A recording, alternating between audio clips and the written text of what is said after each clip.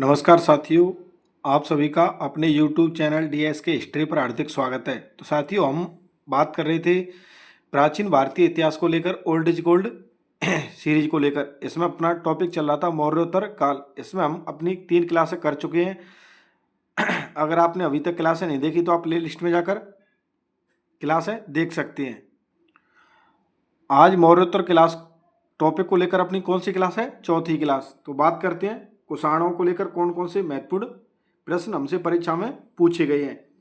तो सबसे पहले आपको ध्यान रखना होगा कि कुषाण काल के अंतर्गत सर्वपक्षीय उन्नति हुई। तो यहीं पर आपको नोट ध्यान रखना है कि कुषाण काल के दौरान उत्पादन, भवन निर्माण और व्यापारिक गतिविधियों के क्षेत्र में बहुत तीव्र आरोही प्रवृत्ति थी। प्राकृतिक दशाएं इस वृद्धि के लिए बहुत अनुकूल थीं। यहीं पर आपको दूसरा नोट याद रखना है कि कलात्मक एवं साहित्यिक चरमोत्कर्ष के कारण गुप्तकाल पुरातन भारतीय इतिहास का स्वर्णकाल कहलाता है। बात करते हैं नेक्स्ट प्रश्न को लेकर। तो नेक्स्ट प्रश्न आपको ध्यान रखना है, कुषाण काल में प्रथम बार सभी उत्पादनों की मात्रा में काफ़ी वृद्धि हुई। उसके बाद नेक्स्ट प्रश्न आपको ध्यान रखना है कि कुषाण काल में कारीगरों के कार्यों में प्रशंसनीय वृद्धि हुई।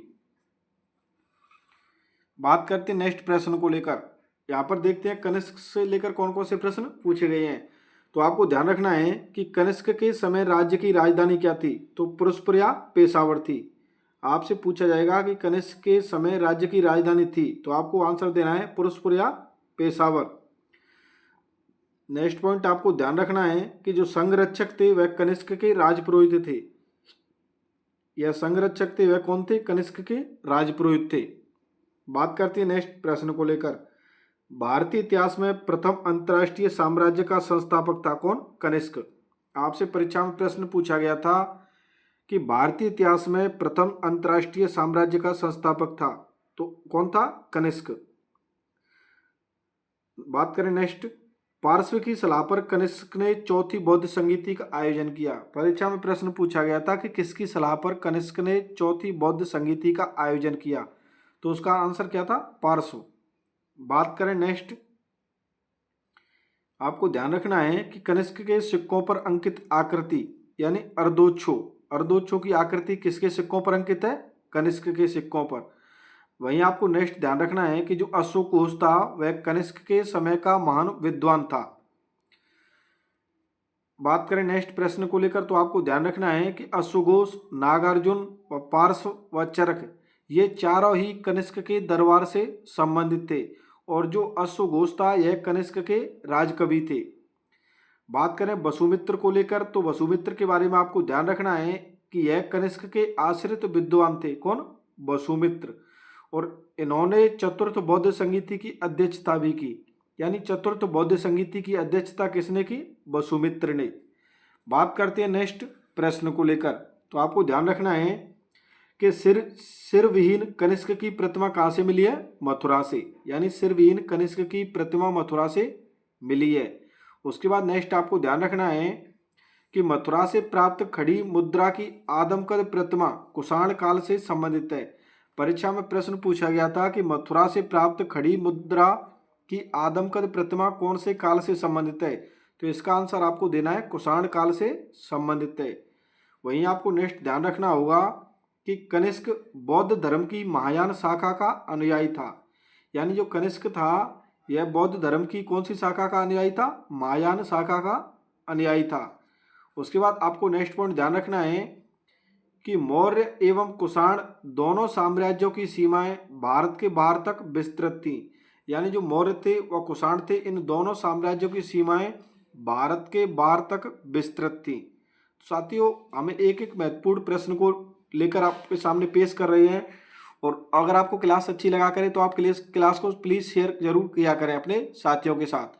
बात करते हैं नेक्स्ट प्रश्न को लेकर। वहीं पर नेट जेआरएफ जैसी परीक्षा में प्रश्न पूछा जा गया था कि कनिष्क की डेट पूछी गई थी, यानी राज्याभिषेक की डेट। तो आपको ध्यान रखना है 59 ईसा पूर्व किसके अनुसार? फिलीट व जे कैनेडी के अनुसार। 78 ईस्वी किसके अनुसार? रैप्सन व ओल्डन बर्ग के अनुसार। 90 ईस्वी से 138 ईस्वी किसके अनुसार? कोनु व पूसी के अनुसार। व 144 ईस्वी किसके अनुसार? घिसरमन के अनुसार। यह प्रश्न मिलान करले को लेकर परीक्षा में पूछा जा चुका है। बात करते हैं नेक्स्ट प्रश्न को लेकर, तो आपको ध्यान रखना है कि कनिष्क के सारनाथ बौद्ध प्रतिमा अभिलेख की तिथि क्या है। तो आपको आंसर देना है 81 ईस्वी सन, यानी कनिष्क के सारनाथ बौद्ध प्रतिमा अभिलेख की तिथि पूछी गई थी, तो आपको आंसर देना है 81 ईस्वी।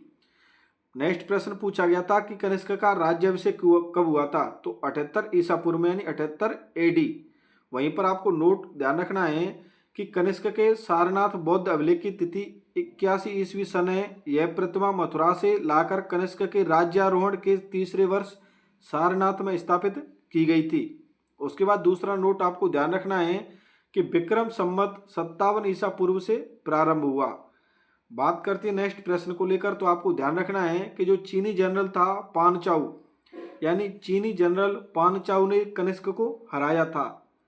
आपको ध्यान रखना है कि कनिष्क को किसके द्वारा हराया गया, चीनी जनरल पानचाउ के द्वारा।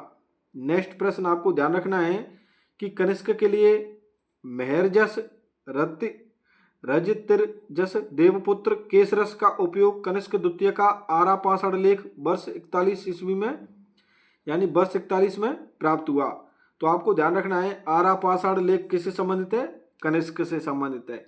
वहीं पर आपको नोट कर ध्यान रखना है कि कुषाणों का व्यापार पश्चिमी विश्व से फारस की खाड़ी और लाल सागर के जलमार्ग से होता था। हालांकि साक्ष्यों में कुषाणों की सशक्त नौसेना की उपस्थिति का उल्लेख नहीं मिलता है। तो आपको क्या ध्यान रखना है, इंपोर्टेंट नोट। उसके बाद बात करें नेक्स्ट, तो कुषाण शासकों ने रोमन सम्राटों के अनुकरण पर देवकुल के निर्माण करवाए। यानी कुषाण शासक थे, इन कुषाण शासकों ने रोमन सम्राटों के अनुकरण पर देवकुल के निर्माण करवाए। ये देवकुल वर्तमान मंदिरों के समान ही होते थे। यहाँ कुषाण सम्राटों की मूर्ति रखी जाती थी। तो साथियों आपको एक एक लाइन बिल्कुल ध्यान रखनी है। बात करती है नेक्स्ट, माट जो कि कहाँ पर स्थित है, मथुरा में। सुर्ख कोटला जो कि कहाँ पर स्थित है, अफगानिस्तान में। रवात तक कहाँ पर स्थित है, पाकिस्तान में। और जो खलचायान तथा आयार टोर्म कहाँ पर स्थित है, उज्बेकिस्तान में। इन सभी स्थलों से कुषाणों के देवकुल प्राप्त हुए हैं। तो आपको ध्यान रखना है कुषाणों के देवकुल प्राप्त हुए हैं कहाँ कहाँ से, मथुरा, अफगानिस्तान, पाकिस्तान व उज्बेकिस्तान। और यह सभी जगह आपको ध्यान रखनी है। बात करती है नेक्स्ट, शक कुषाण काल में स्वर्ण तथा रजत मुद्राओं की विनिमय दर क्या थी। यह प्रश्न पूछा गया था कि शक कुषाण काल में स्वर्ण तथा रजत मुद्राओं की विनिमय दर 1:14 थी। महाराष्ट्र में नेपान के काल में स्वर्ण एवं कारसापण के बीच विनिमय दर 1:35 थी। तो आपको बिल्कुल ध्यान रखना है। बात करते हैं नेक्स्ट प्रश्न को लेकर। नेक्स्ट प्रश्न के तौर पर आपको ध्यान रखना होगा कि बाल विवाह की प्रथा आरंभ हुई। तो बाल विवाह की प्रथा कब आरंभ हुई, कुषाण काल में। भारत में स्वर्ण मुद्राएं प्रारंभ की थी किसके द्वारा, कुषाणों के द्वारा। नेक्स्ट प्रश्न पूछा गया था कि कुषाणों की मूल जाति थी। तो कुषाणों की मूल जाति क्या थी, यूची। बात करते हैं नेक्स्ट, कुषाणों को टोचारियन या तोखारे किसने कहा, यानी कुषाणों को टोचारियन किसने कहा। तो कुषाणों को टोचारियन किसके द्वारा कहा गया था, स्ट्रैबो के द्वारा। वहीं आपको नेक्स्ट ध्यान रखना है कि कुषाणों ने सर्वाधिक मात्रा में ताम्र या तांबे मुद्राएं जारी की। सर्वाधिक मात्रा में ताम्र या तांबे की मुद्राएं किसके द्वारा जारी की गई, कुषाणों के द्वारा। बात करते हैं नेक्स्ट प्रश्न को लेकर, उत्तर तथा उत्तर पश्चिमी भारत में सर्वाधिक संख्या में तांबे के सिक्कों को जारी किया था किसके द्वारा, कुषाणों के द्वारा या कुषाणों ने। यहीं पर आपको नोट कर एक चीज ध्यान रखनी है कि पश्चिमोत्तर क्षेत्र में स्वर्ण सिक्कों का प्रचलन इंडो ग्रीक यानी हिंद यवन राजाओं ने करवाया था। आपको नोट बिल्कुल ध्यान रखना है कि पश्चिमोत्तर क्षेत्र में स्वर्ण सिक्कों का प्रचलन इंडो ग्रीक राजाओं ने करवाया था। नेक्स्ट प्रश्न के तौर पर आपको ध्यान रखना है कि प्राचीन भारत में कुषाणों ने नियमित रूप से सोने के सिक्के चलाए। यानी प्राचीन भारत में नियमित रूप से सोने के सिक्के किसके द्वारा चलाए गए, कुषाणों के द्वारा। नेक्स्ट, भारत में सर्वप्रथम स्वर्ण मुद्रा जारी की। तो भारत में सर्वप्रथम स्वर्ण मुद्रा जारी की किसके द्वारा, बिमकड़फिसस के द्वारा।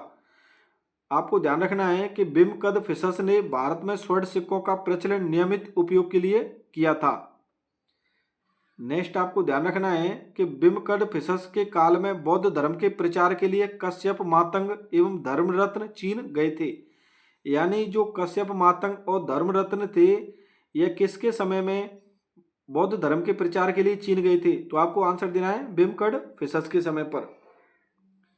नेक्स्ट प्रश्न आपको ध्यान रखना है, अपने वाहन वृषभ के साथ शिव का मूर्त रूप में अंकन सर्वप्रथम बिमकड़फिसस के सिक्कों पर मिलता है। तो बिमकड़फिसस के सिक्कों पर किसका उल्लेख मिलता है? शिव का। यानी आपको ध्यान रखना है कि अपने वाहन वृषभ के साथ शिव का मूर्त रूप में अंकन सर्वप्रथम बिमकड़फिसस के सिक्कों पर मिलता है। वहीं आपको नेक्स्ट प्रश्न ध्यान रखना होगा, कनिष्क की मुद्राओं में कौन सी देवाकृति शिव के समान है? कनिष्क की मुद्राओं में कौन सी देवाकृति शिव के समान है? तो ओइसो। इसका आंसर क्या है? ओइसो।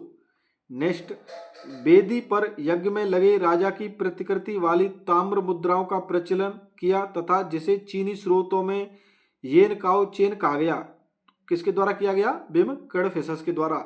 यानी वेदी पर यज्ञ में लगे राजाओं की प्रतिकृति वाली ताम्र मुद्राओं का प्रचलन किया तथा जिसे चीनी स्रोतों में येन काओ चेन कहा गया, तो यह किसके द्वारा प्रचलन किया गया? बिमकड़फिसस के द्वारा। वहीं आपको नेक्स्ट प्रश्न ध्यान रखना है कि दंडनायक और महादंडनायक नामक पदाधिकारियों का उल्लेख सर्वप्रथम मिलता है। परीक्षा में प्रश्न पूछा जा चुका है कि दंडनायक और महादंडनायक पदाधिकारियों का उल्लेख सर्वप्रथम मिलता है, तो कहाँ पर मिलता है? कुषाण अभिलेखों में। वहीं आपको नेक्स्ट प्रश्न ध्यान रखना है कि उमा तथा पाशुपत शैव धर्म का प्राचीनतम अंकन किस कुषाण शासक की मुद्राओं पर मिलता है? यानी उमा तथा पाशुपत शैव धर्म का प्राचीनतम अंकन किस कुषाण शासक की मुद्राओं पर मिलता है? तो इसका आंसर क्या था? हुविस्क। आपको नेक्स्ट ध्यान रखना है कि हुविस्क ने कुमार, विशाख एवं महासेन नाम से स्कंद की आकृति युक्त सिक्के चलाए। तो आपको ध्यान रखना होगा कि कुमार, विशाख एवं महासेन नाम से स्कंद की आकृति युक्त सिक्के चलाए, किसके द्वारा? हुविस्क के द्वारा। वहीं आपको नेक्स्ट लास्ट प्रश्न ध्यान रखना है कि देवी उमा का नाम कुषाणों के सिक्कों पर अंकित है। यानी देवी उमा का नाम किसके सिक्कों पर अंकित है? कुषाणों के सिक्कों पर अंकित है। बात करते हैं नेक्स्ट प्रश्न को लेकर। नेक्स्ट प्रश्न आपको ध्यान रखना होगा कि कनिष्क द्वितीय ने रोमीय राजाओं के अनुकरण पर केसर या सीजर उपाधि धारण की। तो केसर या सीजर उपाधि किसकी थी? कनिष्क द्वितीय की। और किसके अनुकरण में, किसके प्रभाव में आकर की थी? तो रोमीय राजाओं के प्रभाव में आकर। यानी केसर उपाधि कनिष्क शासकों ने धारण की थी। वहीं आपको नेक्स्ट प्रश्न ध्यान रखना है कि कनिष्क के शासनकाल में कला के क्षेत्र में दो स्वतंत्र शैलियों का उदय हुआ। कौन कौन सी शैली? गांधार शैली व मथुरा शैली। यानी गांधार शैली व मथुरा शैली का स्वतंत्र उदय किनके समय हुआ था? कनिष्क के शासनकाल में। अब मथुरा मूर्तिकला शैली यानी मथुरा शैली के बारे में आपको एक एक पॉइंट ध्यान रखना है, क्योंकि यहाँ से भी प्रश्न, सभी जो लाइनें लिखी हैं यह सभी प्रश्न परीक्षा में पूछे जा चुके हैं। तो आपको ध्यान रखना है मथुरा मूर्तिकला शैली या मथुरा शैली के बारे में कि ईसा की प्रथम सदी के आसपास विकसित हुई। यानी मथुरा शैली थी, यह कब विकसित हुई? ईसा की प्रथम सदी के आसपास विकसित हुई। तथा इसके बारे में ध्यान रखना होगा मथुरा शैली के बारे में कि लाल बलुआ पत्थर का प्रचुरता से प्रयोग हुआ है। यानी मथुरा शैली में कौन से पत्थर का प्रयोग हुआ है? लाल बलुआ पत्थर का। वहीं आपको नेक्स्ट ध्यान रखना है कि जैन धर्म के उपासकों द्वारा मथुरा में संरक्षित मूर्तिकला की एक शैली को मथुरा शैली कहा जाता है, यानी मथुरा कहा जाता है। यानी जैन धर्म के उपासकों द्वारा मथुरा में संरक्षित मूर्तिकला की एक शैली को मथुरा शैली कहा जाता है। वहीं आपको नेक्स्ट पॉइंट ध्यान रखना है कि मथुरा शैली की मूर्तियों में सफ़ेद चित्तीदार बलुआ पत्थर का इस्तेमाल किया गया। यानी मैं आपको बता चुका हूँ लाल बलुआ पत्थर या सफ़ेद चित्तीदार बलुआ पत्थर का प्रयोग कौन सी शैली में किया गया है? मथुरा शैली में। उसके बाद आपको नेक्स्ट पॉइंट ध्यान रखना है कि कुषाणों ने इस शैली को संरक्षण दिया। उनकी कुछ चित्र मूर्तियां मथुरा के आसपास पाई गईं। नेक्स्ट पॉइंट आपको ध्यान रखना है मथुरा शैली के बारे में कि माना जाता है कि बुद्ध की पहली छवि मथुरा शैली द्वारा निर्मित की गई। उसके बाद आपको नोट कर कर एक पॉइंट ध्यान रखना है कि प्राचीन भारतीय व्यापारिक मार्गों में मथुरा शहर उत्तरापथ और दक्षिणापथ के संगम स्थल पर स्थित था। यानी परीक्षा में प्रश्न पूछा गया था कि प्राचीन भारतीय व्यापार मार्गों में कौन सा शहर उत्तरापथ और दक्षिणापथ के संगम स्थल पर स्थित था? तो उसका आंसर क्या था? मथुरा। अब मथुरा कला को लेकर और चीज़ें आपको ध्यान रखनी है कि आसनपाई दृश्य मथुरा कला में चित्रित किए गए, यानी आसनपाई दृश्य कौन सी कला में चित्रित किए गए? मथुरा कला में। यह देश में ही विकसित कला है। उसके बाद आपको ध्यान रखना है मथुरा कला के बारे में कि मथुरा कला में स्थानीय लाल पलुआ पत्थर का प्रयोग किया गया, जैसा कि मैं आपको पहले बता चुका हूँ। उसके बाद नेक्स्ट आपको मथुरा शैली या मथुरा कला के बारे में ध्यान रखना है कि इस कला पद्धति में बुद्ध को मुंडित सिर एवं अनावृत दाएं कंधे के साथ दिखाया गया है। यानी कौन सी कला पद्धति में बुद्ध को मुंडित सिर एवं अनावृत दाएं कंधे के साथ दिखाया गया है? तो मथुरा कला शैली में। उसके बाद आपको नेक्स्ट पॉइंट ध्यान रखना है कि मथुरा के निकट माट गांव में शक शासकों की मूर्तियां भी मथुरा कला का उत्कृष्ट नमूना है। यानी आपको ध्यान रखना होगा कि मथुरा के निकट माट गांव से शक शासकों की मूर्तियां भी मथुरा कला का उत्कृष्ट नमूना है। तो साथियों बात करते हैं नेक्स्ट प्रश्न को लेकर। नेक्स्ट प्रश्न में आपको ध्यान रखना है कि गौतम बुद्ध की प्राचीन मूर्ति को प्राय एक कला में मथुरा और गांधार में बनाया गया था। यानी गौतम बुद्ध की प्राचीन मूर्ति को प्राय एक काल में कौन सी शैली में बनाया गया? मथुरा और गांधार में बनाया गया था। वहीं आपको नेक्स्ट पॉइंट ध्यान रखना है बामयान को लेकर। यानी बामयान में नष्ट की गई विशाल मूर्तियां बौद्ध धर्म की हैं। यानी प्रश्न पूछा गया था कि बामयान में नष्ट की गई विशाल मूर्तियां कौन से धर्म की हैं? तो आपको आंसर देना है बौद्ध धर्म की है। वहीं आपको ध्यान रखना है कि बुद्ध की सबसे ऊंची मूर्ति है कहाँ पर? बामयान में। अब बात करते हैं गांधार कला को लेकर, यानी गांधार कला शैली को लेकर। तो आपको ध्यान रखना है कि गांधार कला में अधिकांश बोधिसत्व प्रतिमाएं प्राप्त हुई हैं। तो आपको आंसर देना है मैत्रेय। यानी गांधार कला में अधिकांश बोधिसत्व प्रतिमाएं प्राप्त हुई हैं। तो किनकी? मैत्रेय। वहीं आपको नेक्स्ट पॉइंट ध्यान रखना है कि गांधार कला के प्रमुख केंद्र। तो गांधार कला के प्रमुख केंद्र कौन कौन से थे? नगरहार, बामयान तथा तक्षशिला। वहीं पर आपको नगरहार का आधुनिक नाम ध्यान रखना है जलालाबाद। तो गांधार कला के प्रमुख केंद्रों में नगरहार यानी आधुनिक जलालाबाद तथा बामयान तथा तक्षशिला आते हैं। वहीं पर आपको प्रश्न पूछा गया था नेक्स्ट कि गांधार बौद्ध कला जानी जाती है। तो गांधार बौद्ध कला क्यों जानी जाती है? बुद्ध के जीवन की घटनाओं का दृश्यांकन के लिए। यानी गांधार बौद्ध कला जानी जाती है। तो आपको आंसर देना है बुद्ध की जीवन की घटनाओं का दृश्यांकन। के बाद बात करें नेक्स्ट प्रश्न को लेकर। तो आपको ध्यान रखना है गांधार कला शैली में प्रयुक्त हुए भूरा बलुआ पत्थर, मिट्टी तथा चूना पत्थर। यानी गांधार कला शैली में क्या किस किस का प्रयोग हुआ? तो भूरा बलुआ पत्थर का, मिट्टी का व चूना पत्थर का।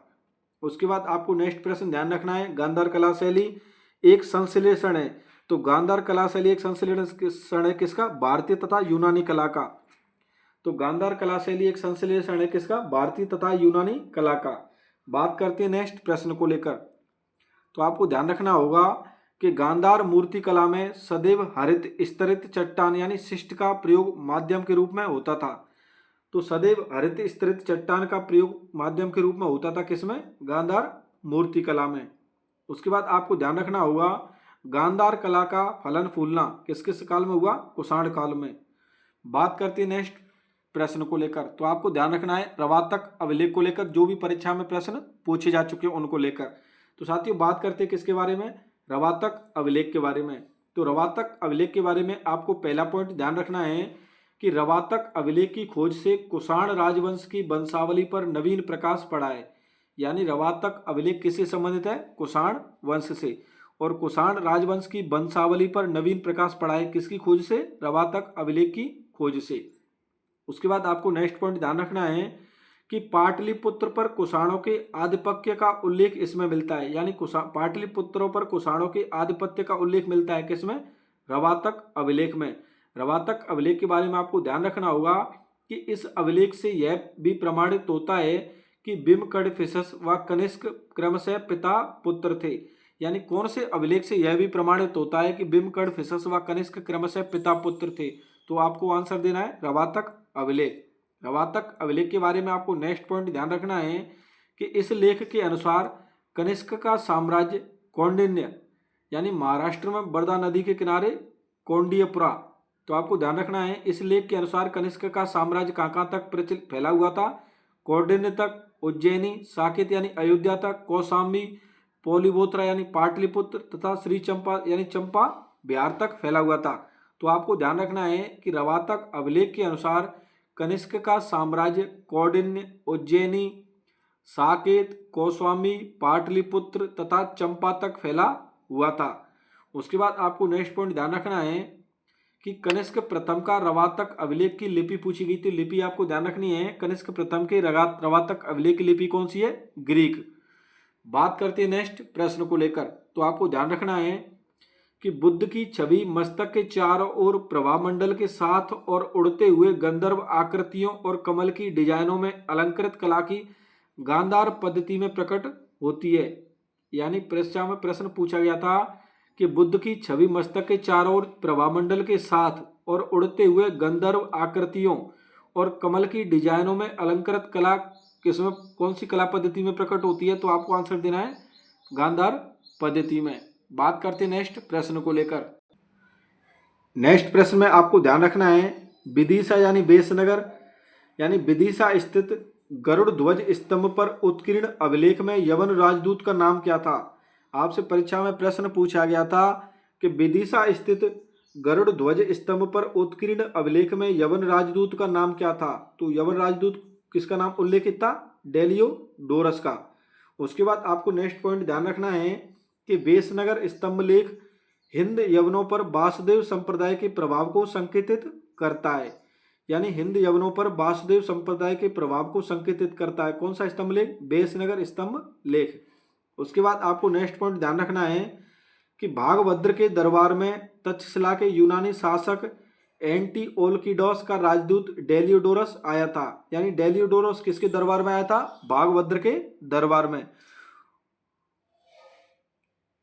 उसके बाद आपको नेक्स्ट पॉइंट ध्यान रखना है कि डेलियोडोरस का बेसनगर अभिलेख संदर्भित है, तो किससे संदर्भित है? केवल वासुदेव से। उसके बाद आपको डेलियोडोरस के बारे में नेक्स्ट पॉइंट ध्यान रखना है कि डेलियोडोरस ने विदिशा में गरुड़ ध्वज स्थापित किया। यानी डेलियोडोरस ने विदिशा में गरुड़ ध्वज स्थापित किया। उसके बाद आपको ध्यान रखना है डेलियोडोरस निवासी कहाँ का था? तक्षशिला का।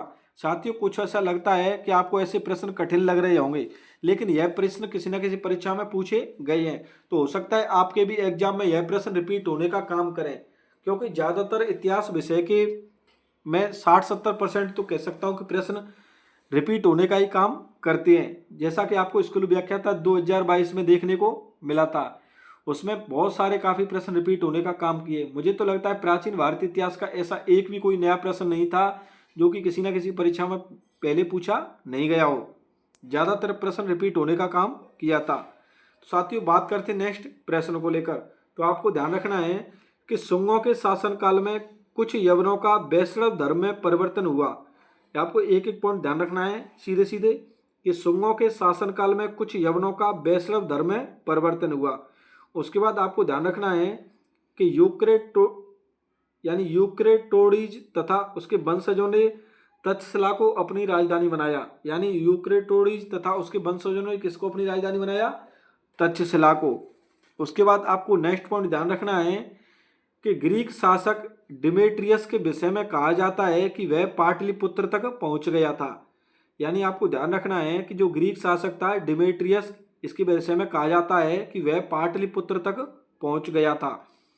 उसके बाद नेक्स्ट पॉइंट आपको ध्यान रखना है कि भारत में सर्वप्रथम हिंद यूनानी वंश के शासकों द्वारा द्विभाषी एवं द्विलिपीय सिक्कों का प्रचलन किया गया। तो भारत में सर्वप्रथम किस वंश के शासकों के द्वारा द्विभाषी तथा एवं द्विलिपीय सिक्कों का प्रचलन किया गया? तो आपको आंसर देना है हिंद यूनानी। उसके बाद आपको नोट ध्यान रखना है कि डेमेट्रियस द्वितीय ही प्रथम इंडो ग्रीक शासक था जिसने यूनानी तथा खरोष्टी लिपि युक्त द्विभाषी मुद्राएं परिवर्तित की। यानी डेमेट्रियस प्रथम इंडो ग्रीक शासक था जिसने यूनानी तथा खरोष्टी लिपि युक्त द्विभाषी मुद्राएं प्रवर्तित की। उसके बाद आपको नेक्स्ट पॉइंट ध्यान रखना होगा कि कुछ हिंद यूनानी शासकों द्वारा संयुक्त रूप से जारी मुद्राएं उनके संयुक्त शासन के परिचायक हैं। यानी यह प्रश्न ऐसे पूछे गए थे कि निम्न में से कौन सा कथन सत्य या असत्य है? तो यह कथन दे रखे थे, पूछा गया था सत्य कथनों की पहचान कीजिए। तो आपको एक एक कथन बिल्कुल ध्यान रखना है कि कुछ हिंद यूनानी शासकों के द्वारा संयुक्त रूप से जारी मुद्राएं उनके संयुक्त शासन के परिचायक हैं।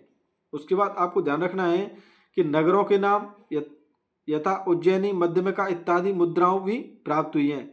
यानी नगरों के नाम जैसे उज्जैनी तथा मध्यमका मुद्राएं भी प्राप्त हुई हैं। उसके बाद आपको नेक्स्ट पॉइंट ध्यान रखना होगा स्ट्रेटो द्वितीय को लेकर। स्ट्रेटो द्वितीय के लेकर आपको ध्यान रखना है कि हिंद यवन शासक ने सिक्के, शीशे के सिक्के जारी किए थे।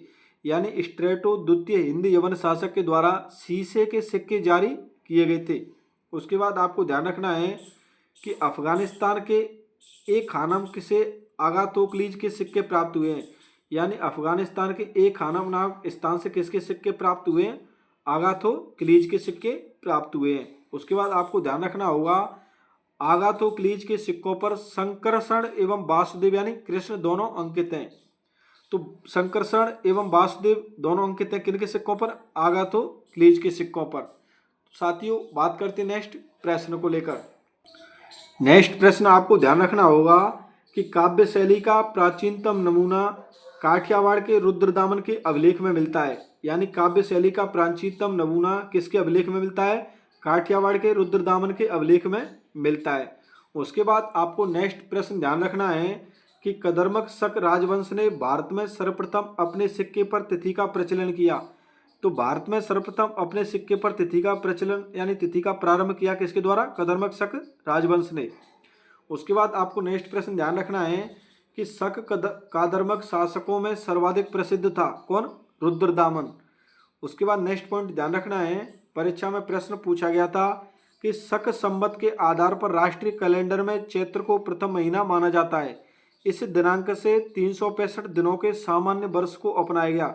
तो कब से अपनाया गया? 22 मार्च 1957 से। उसके बाद आपको नोट कर एक चीज़ ध्यान रखनी है शुंग काल के बारे में, महत्वपूर्ण प्रश्न कि शुंग काल की कला प्रतीकात्मक थी। शुंग काल की कला कैसी थी? प्रतीकात्मक थी। उसके बाद आपको ध्यान रखना है प्रश्न कि रज्जुवल के सिक्कों पर ब्राह्मी, खरोष्टी व ग्रीक लिपि प्राप्त होती है। तो रज्जुवल के सिक्कों पर कौन सी लिपि प्राप्त होती है? ब्राह्मी, खरोष्टी व ग्रीक लिपि प्राप्त होती है। उसके बाद आपको ध्यान रखना है कि भारत में सूती वस्त्र के प्रमुख केंद्र थे कौन कौन से? उरैयूर तथा अरकामेडू। यानी उरैयूर जो कि तिरुचिपल्ली का उपनगर था, यानी उरैयूर तथा अरकामेडू भारत में सूती वस्त्र के प्रमुख केंद्र थे। उसके बाद आपको ध्यान रखना है कि मोटी वस्त्र उत्पादन के लिए प्रतिष्ठान तथा तगर प्रसिद्ध थे और इन दोनों का उल्लेख किसमें मिलता है? पेरिप्लस ग्रंथ में इनका उल्लेख मिलता है। तो पेरिप्लस ग्रंथ में कौन से दो नगरों का उल्लेख मिलता है? प्रतिष्ठान तथा नगर। और यह प्रतिष्ठान तथा तगर प्रसिद्ध थे किसके लिए? मोटे वस्त्र उत्पादन के लिए।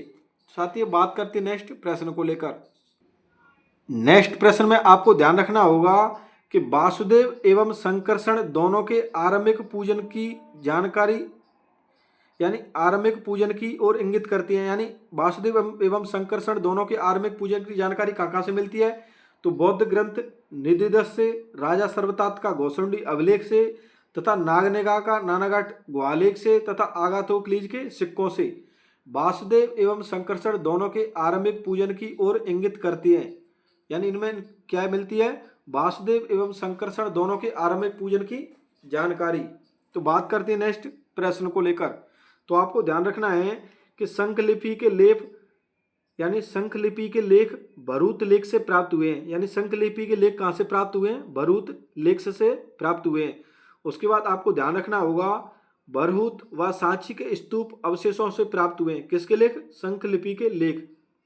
तो शंखलिपि के लेख कहाँ से प्राप्त हुए हैं? तो भरूत स्तूप से व सांची के स्तूप से इसके क्या अवशेष प्राप्त हुए हैं।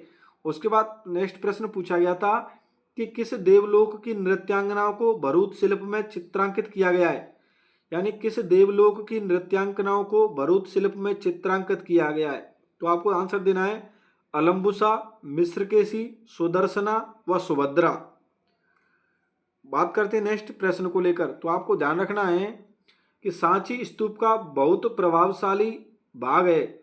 प्रश्न इसी टाइप से पूछा गया था कि सांची स्तूप का बहुत प्रभावशाली भाग है। तो आकृतियों से सुसज्जित द्वार। नेक्स्ट प्रश्न, सांची स्तूप में दर्शाए गए दृश्य हीनयान व महायान से प्रेरित हैं। यानी सांची स्तूप में जो दर्शाए गए दृश्य हैं वह किससे प्रेरित हैं? हीनयान व महायान से। बात करते हैं नेक्स्ट प्रश्न को लेकर।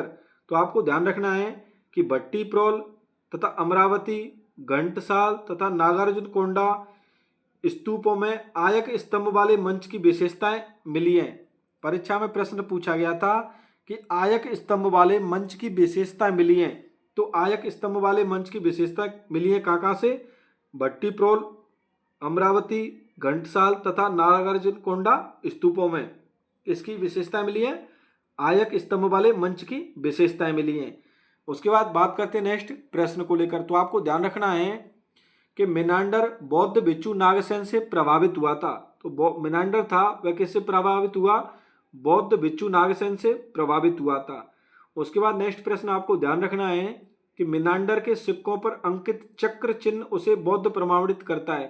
तो चक्र चिन्ह किसके सिक्कों पर मिला है? मिनांडर के सिक्कों पर। और मिनांडर के सिक्कों पर अंकित चक्र चिन्ह उसे क्या प्रमाणित करता है? बौद्ध प्रमाणित करता है।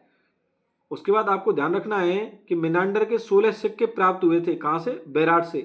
तो आपको मिनांडर के बारे में ध्यान रखना होगा कि बेराट से मिनांडर के 16 सिक्के प्राप्त हुए थे। बात करती है नेक्स्ट प्रश्न को लेकर।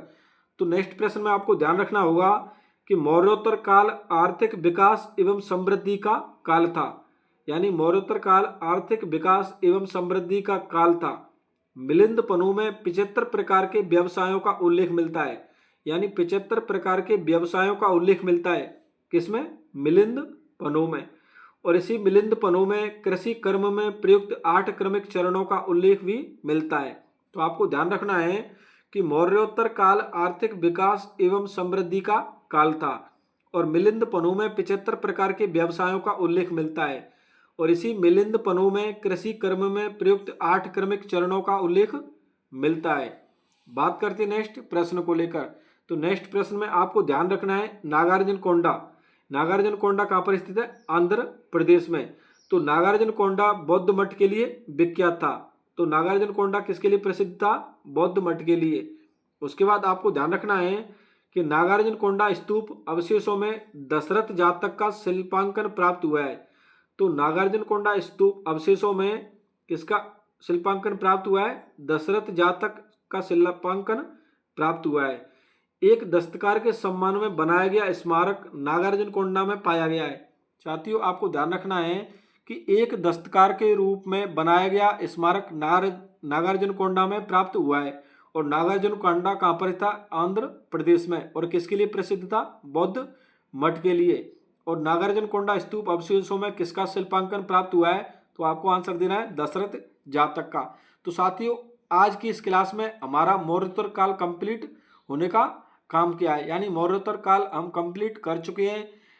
तो साथियों उम्मीद करता हूँ आपको क्लासें अच्छी लग रही होंगी। साथियों हमारे द्वारा काफ़ी मेहनत की जा रही है, तो आपको ऐसा करना होगा कि आप भी हमें सपोर्ट करने का काम करें। आपको वीडियो अच्छा लगा करें तो आप कमेंट किया करें और अपने साथियों के साथ अवश्य शेयर किया करें। और आपके घर पर जितने भी मोबाइल फ़ोन हो उनमें हमारे DS के हिस्ट्री यूट्यूब चैनल को सब्सक्राइब करने का कार्य करें, क्योंकि यहाँ पर आपको शॉर्ट एंड स्वीट मैटर उपलब्ध करवाया जाता है।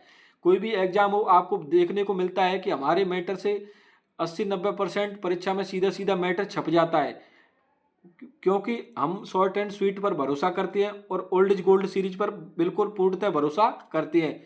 क्योंकि जो प्रश्न विगत परीक्षाओं में प्रश्न पूछे गए हैं वह कहीं ना कहीं प्रश्न रिपीट होने का कार्य करते हैं। और हमारा उद्देश्य रहता है कि कम टाइम में हम आपको कंप्लीट रिवीजन करवा सकें। और मौर्योत्तर काल को कोई भी टीचर पढ़ाता है तो काफ़ी टाइम लेता है, और हमने 3-4 क्लास में यानी दो घंटे के करीब में हमने कंप्लीट मौर्योत्तर काल से जो विगत परीक्षाओं में पूछे हुए प्रश्न हैं उनको आपके सामने उपलब्ध करवाने का कार्य किया है। तो साथियों आज के लिए इतना ही काफ़ी है। मिलते हैं नेक्स्ट टॉपिक में, तब तक के लिए धन्यवाद।